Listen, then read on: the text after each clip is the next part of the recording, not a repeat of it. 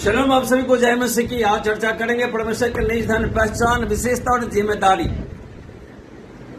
और आज से हम देखते हैं परमेश्वर का वचन, निर्गमन किताब अध्याय 19 अनुवाक 5 में लिखा, जो अब यदि तुम मेरी बात मानोगी और मेरी वाचा का पालन करोगी तो सब लोगों में से तुम मेरे निज धन ठहरोगे, क्योंकि सारी पृथ्वी मेरी है। हर व्यक्ति समाज में एक खास पहचान चाहता है। हर व्यक्ति समाज में एक खास पहचान चाहता है, पद, परिवार, धन, व्यवसाय के माध्यम से। लेकिन परमेश्वर की नजरों में हमारी पहचान इन सब से कहीं अधिक है। वह चाहता है कि हम उसके निज धन बने। एक आत्मिक स्थिति जिसमें सम्मान के साथ जिम्मेदारी भी जुड़ी है। परमेश्वर का बुलावा प्रेम में आधारित, डर में नहीं। इस्राएल मिस्र से छूट कर एक नई यात्रा पर था। परमेश्वर ने उन्हें प्रेम से बुलाया, यह कहकर मैंने तुम्हें उकाब के पंखों पर उठाकर यहां लाया। निर्गमन किताब अध्याय 19 अनुवाक 4 पढ़ सकते हैं। आज भी वह हमें प्रेम, करुणा और धैर्य से अपनी ओर बुलाता है। जैसे पिता अपने बच्चे को प्यार से बुलाता है, परमेश्वर भी हमें सेवक नहीं बल्कि अपने दिल का हिस्सा, निज धन बनाता है।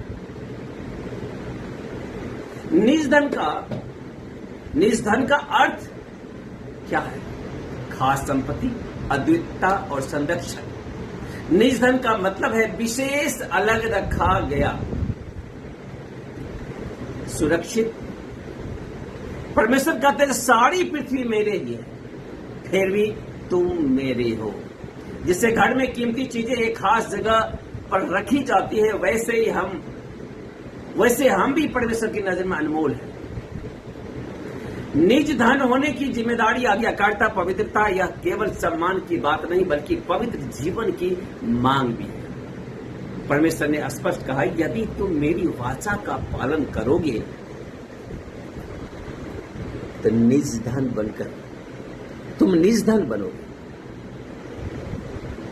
निज धन बनकर हमें प्रेम, क्षमा, धैर्य और विश्वास का उदाहरण बनना है। जिसे एक राजकुमार अपने आचरण से अपनी पहचान सिद्ध करता है, वैसे ही हमें भी परमेश्वर की महिमा को अपने जीवन में दिखाना है।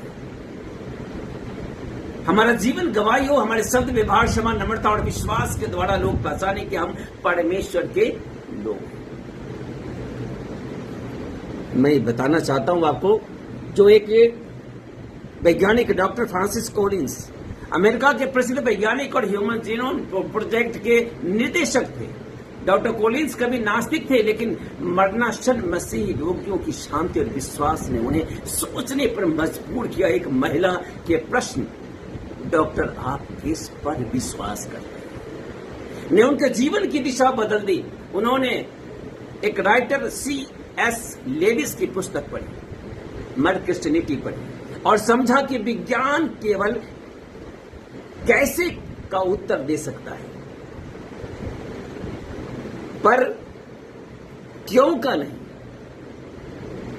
धीरे धीरे वे विश्वास में आए, परमेश्वर की वाचा को स्वीकार किया और आज वे विज्ञान और विश्वास के एक सशक्त गवाह हैं।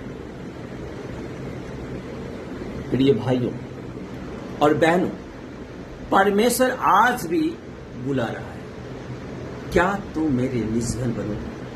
आइए हम कहें, हाँ प्रभु, उसकी वाचा को माने, उसकी आज्ञा में चले और अपने जीवन से उसकी महिमा प्रकट करें। परमेश्वर हमें अपने विशेष संपत्ति बनाना चाहता है। यह बुलाहट सम्मान के साथ जिम्मेदारी भी लाती है, आज्ञाकारिता, पवित्रता और गवाही का जीवन। आइए हम उसकी वाचा में चलें और अपने जीवन से उसकी महिमा प्रकट करें। हम उसके निज धन हैं और परमेश्वर से बोलिए। आप जो बोलेंगे परमेश्वर सुनेगा। वो बहरा परमेश्वर नहीं है, वो सुनने वाला परमेश्वर है, जिंदा परमेश्वर है। इस परमेश्वर बोलिए, हे परमेश्वर, हमें समझ दे, हमें बुद्धि दे, हमें स्मरण कराते रहो कि हम तेरे निज धन है। हमें पवित्रता और आज्ञाकारिता में चलने की शक्ति दे। हमारे जीवन में तेरी गवाही प्रकट हो, यीशु के नाम में आमीन बोल सकते हैं। आइए फिर आप सभी को एक बार शलोम, जय मसीह।